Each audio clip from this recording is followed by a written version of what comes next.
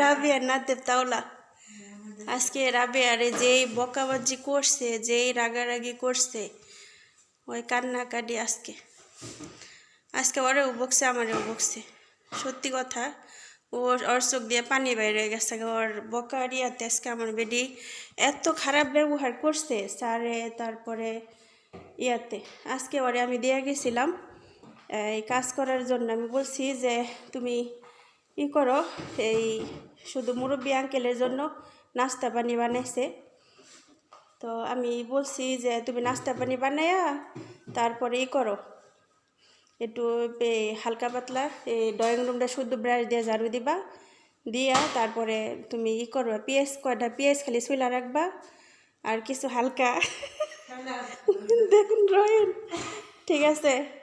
ওরে আমি এটা বলছি।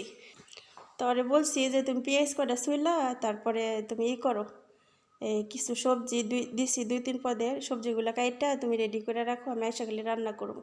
আমি গেছি উপরে সাপ্তাহিক কাজ করার জন্য, ওয়াশরুম টুম ধুইছি 5টা ওয়াশরুম, তারপরে এই কিছু আরও কাজ করছি।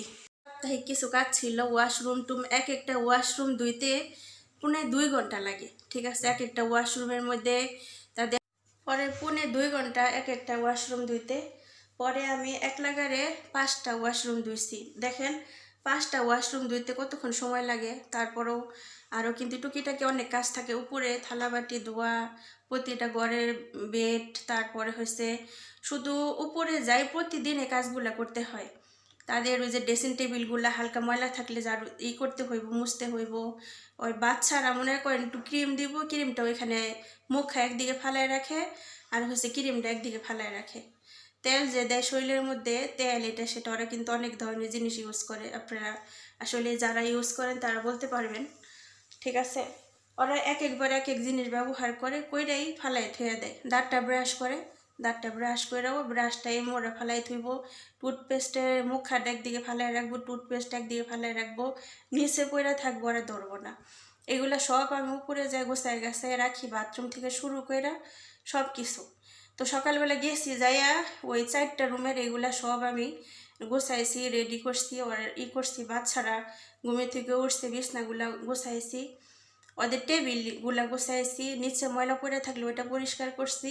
কইরা সব করে কাজ শেষ করে ড্রয়িং রুম টুমের এগুলো আছে যে টেবিলগুলো ওগুলো মুছছা, তারপর আমি গেছি ওয়াশরুম টুম ধুয়ে আইসি। হ্যাঁ, নিচে নামছি হয়েছে 3:30 বেজে গেছে, 3টা 15 মিনিট। নিচে নামার সাথে সাথে যেমন কেয়ামত হয়ে গেছে। আমার স্যারে জিজ্ঞাসা করছে, কই কে ওয়াশরুমে? আমি বলতেছি আমি। পরে স্যারে আর কিছু বলে না, পরে কয় আচ্ছা। নিচে নামছি, নামার পরে আমার বেডি আমারে দেখছে, দেখার পরে এই এমন চিল্লাপাল্লা জিজ্ঞাসা করছে, রান্না শেষ করছো? আমি কই রান্না শেষ করবো কখন? আমি এখন তো এইমাত্র আমি নিচে নামলাম কাজ শেষ করে। অথচ মুরব্বী আঙ্কেল আসার পর থেকে আমাদের বাসায় 4টার সময় কোনো খাওয়া দাওয়া হয় না, 5:30 6:45 এর মধ্যে ওনারা দুপুরে খাওয়া শেষ করে। তাহলে বলেন, এই 2টা রান্নাঘর আপনাদেরকে ভিডিও অনেক অনেক দেখায় ভিডিওতে, 2টা রান্নাঘর যেমন পুকের মতো কিলমিল করতেছে জিনিসপত্রতে, ঠিক আছে? এক একজনে খাইতে গেলে 10-12টা করে প্লেট লাগে, চামিচ লাগে, তারপরে তরকারির ওই ছোটো ছোটো বাটিগুলো লাগে, এগুলো সব লাগে। তো ধুইতে কত সময় লাগে। আমাদের রান্নাঘরে কাজ শেষ হয় 9টা 8:30 এরকম। আমরা কখন একটু নিজের মতো একটু বসবো, একটু জিরামু, আর কখন বাকি কাজগুলো করবো। পরে এমন চিল্লা পাল্লা শুরু করছে, সারা বাড়ি আঙ্গায় তুলছে।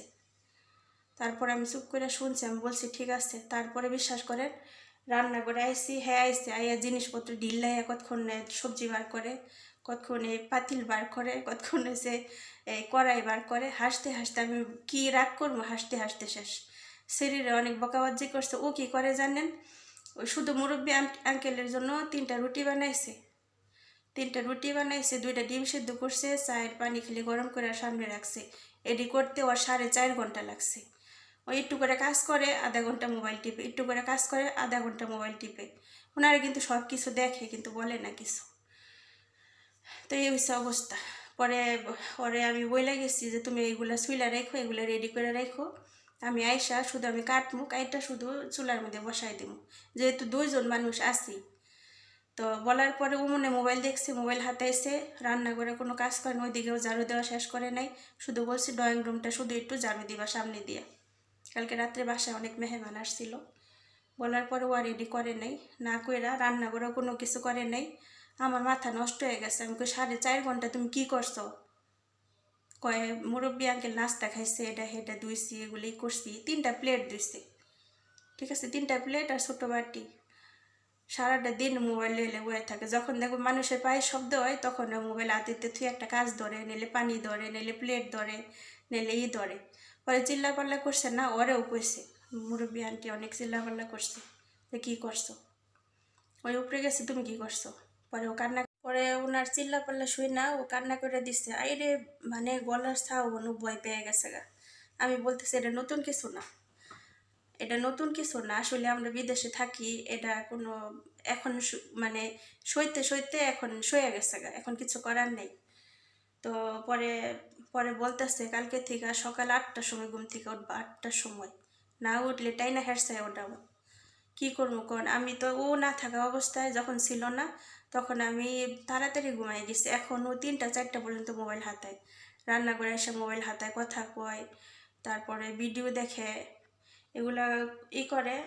ঘরে তো যায়, বিছনাপাটি ঠিক করে, কাপড় চোপড় ঠিক করে, বাতি ধরায়। আমার আর ঘুম হয় না, আমার একবার ঘুম ভাঙলে আমার আর সহজে ঘুম হয় না, এই হচ্ছে আমার অভ্যাস। তো এর লেগে আমার আর ঘুমাইতে পারি না। আর যদি একবার গভীর ঘুমের মধ্যে যদি আমার ঘুম ভাঙে, ঘুম তো আসবোই না, মাথা অধরে ব্যথা শুরু করব। তো পরে ও বলতেছে যে আমি চলে যাবো, কি কয় অফিসে চলে যাবো, বলতেছে অফিসে চলে যাব। আমি কই এটুক কথাই তুমি অফিসে চলে যাবা? আমি আজকে 10 বছর ধরে সহ্য করতেছি, আর একদিনে তুমি অফিসে চলে যাবা? তা আমার জায়গায় তুমি থাকলে কি করতা? কয় আমি একদিনও থাকতাম না, 1 মিনিটও থাকতাম না। এই হচ্ছে অবস্থা। আসলে কিছু করার নেই, সবার মন মানসিকতা এক না, ধৈর্য ধরতে হইব। যে কোনো জিনিস ওরে বোঝাইলাম। আমি কই তোমার তো একলা বলে না, আমারই বেশি বলছে, আমার সয়ে গেছে। ধৈর্য না ধরলে এই দুনিয়াতে কিচ্ছু পাওয়া যায় না।